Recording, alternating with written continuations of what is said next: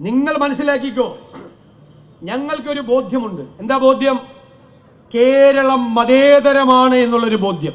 ഒരു സംശയം വേണ്ട. ഞാൻ പറയും, സാധാരണ കുറെ രാഷ്ട്രീയ നേതാക്കളും ചില മത നേതാക്കളും കൂടിയിട്ടാണ് കേരളത്തെ വർഗീയവൽക്കരിക്കാൻ ശ്രമിക്കുന്നത്. കേരളം മതേതരമാണ്.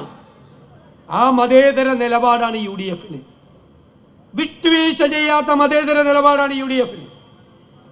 ഭൂരിപക്ഷ വർഗീയത പറഞ്ഞാലും ന്യൂനപക്ഷ വർഗീയത പറഞ്ഞാലും നമ്മുടെ UDF അതിനെ ചോദ്യം ചെയ്യും.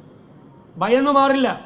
കേരളത്തിലെ ജനങ്ങളെ ഞാൻ നിങ്ങൾക്ക് വാക്ക് തരുന്നു, കേരളത്തിലെ ജനങ്ങളെ ഭിന്നിപ്പിക്കാൻ ഒരു ശക്തിയെയും നമ്മൾ അനുവദിക്കില്ല. ഒരു ശക്തിയെ അനുവദിക്കില്ല. നമ്മൾ അതിനെ ചോദ്യം ചെയ്യുക തന്നെ ചെയ്യും. തെരഞ്ഞെടുപ്പിൽ ജയിക്കാൻ വേണ്ടി വർഗീയ ശക്തികളുമായി കോംപ്രമൈസ് ചെയ്യില്ല. തെരഞ്ഞെടുപ്പ് ജയിക്കുന്നതിനേക്കാൾ നമുക്ക് പ്രധാനം ഈ കേരളത്തിന്റെ മണ്ണിൽ വർഗീയതയെ കുഴിച്ചു മൂടുക എന്നത് തന്നെയാണ്. ഒരു വിട്ടുവീഴ്ചയില്ല. ഞാൻ പറഞ്ഞല്ലോ, കഴിഞ്ഞ ദിവസം പിണറായി വിജയനും VD സതീശനും ഒക്കെ കുറച്ചു നാൾ കൂടി ഉണ്ടാവുള്ളൂ. അത് കഴിഞ്ഞാൽ ഓർമ്മയായി മാറും, അല്ലേ? അപ്പോഴും ഈ കേരളം ഉണ്ടാകും. നമ്മുടെ മക്കളും കൊച്ചുമക്കളും ഉണ്ടാകും.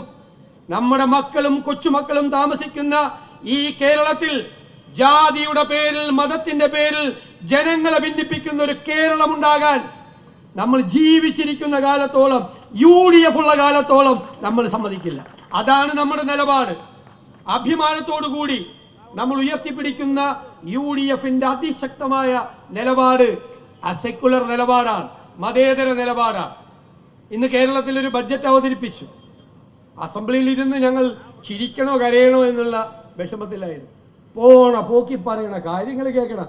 അവർക്കറിയാം, എന്താ അറിയാ, അധികാരത്തിലേക്ക് വരാൻ പോകുന്നില്ല എന്നറിയാം. അതുകൊണ്ട് എല്ലാ കാര്യം അടുത്ത ഗവൺമെന്റിന്റെ തലയിലേക്ക് വെച്ചേക്കുക. പ്രഖ്യാപിച്ചാൽ മതിയല്ലോ. എല്ലാം അടുത്ത ഗവൺമെന്റ് നടത്തും. എല്ലാ കാര്യവും. ജീവനക്കാർക്ക്, പെൻഷൻകാർക്ക്, അധ്യാപകർക്ക് 1 ലക്ഷം കോടി രൂപയുടെ കുടിശ്ശികയുണ്ട്. അതെല്ലാം അടുത്ത സാമ്പത്തിക വർഷം ചെയ്യുമെന്ന് പറയുന്നത്. അടുത്ത സാമ്പത്തിക വർഷം ആരാ ചെയ്യേണ്ടത്? UDF ചെയ്യണം എല്ലാ കാര്യങ്ങളും. ഇവര് 2021 ഒരു മാനിഫെസ്റ്റോ പറഞ്ഞു, ഞങ്ങൾ അധികാരത്തിൽ വന്നാൽ 1600 രൂപയുടെ സാമൂഹ്യ സുരക്ഷാ പെൻഷൻ ഞങ്ങൾ 2500 രൂപയാക്കും. കുറെ പാവങ്ങൾ ഇവർക്ക് വോട്ട് ചെയ്തിട്ടുണ്ട്, അത് കണ്ടിട്ടില്ലേ? 1600 2500 ആക്കിയാൽ നിങ്ങൾ പറയണം ജനങ്ങളോട്, 4.25 കൊല്ലം ഇവര് പറഞ്ഞ വാക്ക് 1 രൂപ കൂട്ടിക്കൊടുത്തില്ല. 1 രൂപ. എന്നിട്ട് ഈ ലോക്കൽ ബോഡി തെരഞ്ഞെടുപ്പ് വരുന്നതിന്റെ തലയാഴ്ച 400 രൂപ കൂട്ടിയെന്ന് പറഞ്ഞു. 400 രൂപ. ഞാൻ അന്ന് പറഞ്ഞു, നിങ്ങൾ കേരളത്തിലെ ജനങ്ങളെ വിഡ്ഢികളാക്കരുത്. 4 വർഷം 1 രൂപ കൂട്ടാതിരുന്നിട്ട് തെരഞ്ഞെടുപ്പിന്റെ തലയാഴ്ച കൂട്ടിയാൽ അതെന്തിനാണെന്ന് മനസ്സിലാക്കാനുള്ള സാമാന്യ ബുദ്ധി കേരളത്തിലെ ഈ പാവപ്പെട്ടവർക്കുണ്ട്. അവർ കാണിച്ചല്ലോ. ആ 400 രൂപ മേടിച്ച് പോക്കറ്റിൽ വെച്ചിട്ട് അവർ UDFനെ വോട്ട് ചെയ്തു. അവർക്കറിയാം ഞങ്ങളെ പറ്റിക്കാൻ തെരഞ്ഞെടുപ്പ് അടുക്കത്തപ്പോൾ ഒന്നതാണ്, ഈ പണിയെ പറ്റുള്ള 400 മേടിച്ചു വെക്കുക, വോട്ട് ചെയ്യുക. അതാണ് MM മണി ചീത്ത വിളിച്ചത്. കാശും മേടിച്ചു വെച്ചിട്ട് വോട്ട് UDFന് ചെയ്തു എന്നുള്ളത് ശരിയാണ്. ഇങ്ങോട്ട് പണി തരുമ്പോൾ അങ്ങോട്ട് പണി കൊടുക്കാൻ കേരളത്തിലെ ജനങ്ങൾക്ക് നന്നായിട്ട് അറിയാം. അതുപോലെ തന്നെയാണ് ഇന്നുള്ള പ്രഖ്യാപനങ്ങൾ. എന്താ സ്ഥിതി എന്നൊരു പ്രഖ്യാപിക്കുകയാണ് കോടികൾ.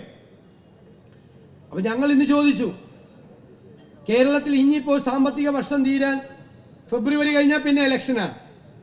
ഇതുവരെയുള്ള പദ്ധതിയുടെ ചെലവ് എത്രയാണെന്നറിയാമോ? 38%. 38% പൈസയാണ് ചെലവാക്കിയിട്ടുള്ളത് ഇതുവരെ. പിന്നെ എന്ത് പ്ലാൻ? ഞാൻ പറഞ്ഞു, ഖജനാവിൽ പൂച്ച പെറ്റ് കിടക്കുകയാണ്. നേരത്തെ പറഞ്ഞ എനിക്ക് വലിയ അംഗീകാരമാണ് ധനകാര്യമന്ത്രി തന്നത്.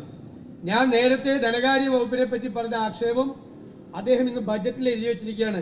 ഖജനാവിൽ പൂച്ച പെറ്റ് കിടക്കുകയാണെന്ന് ചിലർ പറഞ്ഞത്. നമ്മുടെ ഒരു ഭാഗ്യം. ഞാൻ എന്താ പൂച്ച പെറ്റ് കിടക്കാന്ന് പറയാൻ കാര്യം? പൂച്ച ഉള്ളവർക്ക് അറിയാതെ. എൻ്റെ വീട്ടിൽ പൂച്ച ഉണ്ടായിരുന്നു. പൂച്ചയ്ക്കൊരു പ്രത്യേകതയുണ്ട്. പ്രസവിക്കാൻ നേരമാകുമ്പോൾ ഇല്ലേ, അവസാനത്തെ 2 ദിവസം ഓടി നടക്കും, ഇങ്ങനെ പരിഭ്രാന്തിയാണ്. പക്ഷെ പൂച്ച ഒരു സ്ഥലം കണ്ടുപിടിക്കും. ആരും വരാത്ത, ഒരു ശല്യമില്ലാത്ത, ഒരു ആക്ടിവിറ്റി ഇല്ലാത്ത ഒരു സ്ഥലം കണ്ടുപിടിച്ച് പൂച്ച കൂളായിട്ട് പ്രസവിക്കും. ഇന്ന് പൂച്ചയ്ക്ക് പ്രസവിക്കാൻ കേരളത്തിൽ പറ്റിയ ഏറ്റവും ബെസ്റ്റ് സ്ഥലം ഏതാ? അത് തന്നെ, ഖജനാവ്. ഒന്നുമില്ല.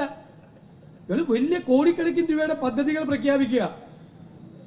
പണ്ട് ഈ ചില ചെലവിന്റെ ഇതിൽ അഡ്ജസ്റ്റ്മെന്റ് വരുമ്പോൾ പറയും 10 ലക്ഷം രൂപയിൽ കൂടുതൽ 25 ലക്ഷം രൂപയിൽ കൂടുതൽ ട്രഷറിയിൽ നിന്ന് മാറാൻ പാടില്ല എന്ന് ചില ഓർഡർ വരും. അത് ചിലപ്പോൾ 2 ആഴ്ച നിൽക്കും, ചിലപ്പോൾ കൂടി വന്ന 1 മാസം നിൽക്കും. ഇത് 5 മാസമായിട്ട് കേരളത്തിലെ ട്രഷറിയിൽ നിന്ന് 10 ലക്ഷത്തിൽ കൂടുതൽ മാറാൻ പറ്റൂല. പിന്നെ ഇവര് എന്ത് കുന്തം വികസനമാണ് കേരളത്തിൽ നടത്തുന്നത്?